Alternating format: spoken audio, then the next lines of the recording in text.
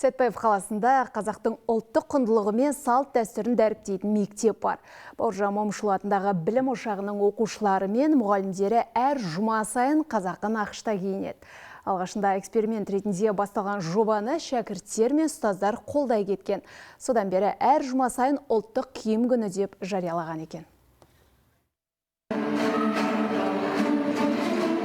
Батыр бабамыздың атындағы білім ошағы әр жұма күні ерекше бір күйге енеді. 1500 оқушы тәлім алатын аралас мектепте оқитын өзге ұлт өкіліне дейін бүрмелі көйлек пен кестелі камзол киіп, үзілісте асық атып арқан тартысады. Мен қазақша киімдер кигенімнен өте ұнатамын.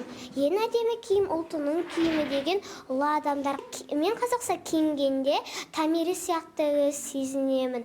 Атта сау жүрген. Жаңа оқу жылында енгізілген жаңашылдық ата-аналар тарапынан да қолдау тапқан. Олар ұлттық киімді қолдан өздері тігіпті. Тек матаға ғана шығындалдық дейді. Ата-ана ретінде біз түсіністікпен қарап, балаларымыздың бойына осындай қазақилықты дарытып жатқан басшыға алғысымыз шексіз. Осындай жүрегі қазақ деп соғатын ұстаздарымыз жасасын дейміз.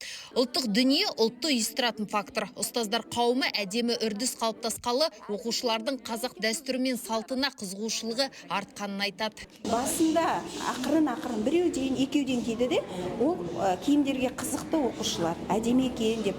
Кәдімгідей біз өзімізде таңғалып қалдық.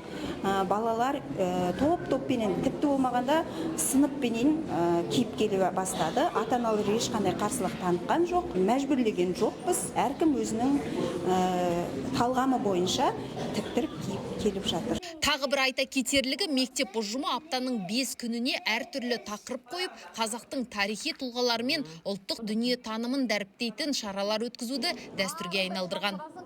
Бастапқыда оқушыларды қызықтыруға бағытталған бастама мектеп ұжымы тарапынан бірден қолдау тапқан. Қазір әр аптаның жұма күні Бауыржан Момышұлы атындағы мектеп гимназиясында шәкірттер мен ұстаздар қауымы түгел қазақтың ұлттық киімін киіп келеді. Білетіндер, бұл ұлттық рухты жаңғыртып, жас ұрпақтың санасына қазақы тәрбиені сіңіруге таптырмайтын тамаша бастама дейді.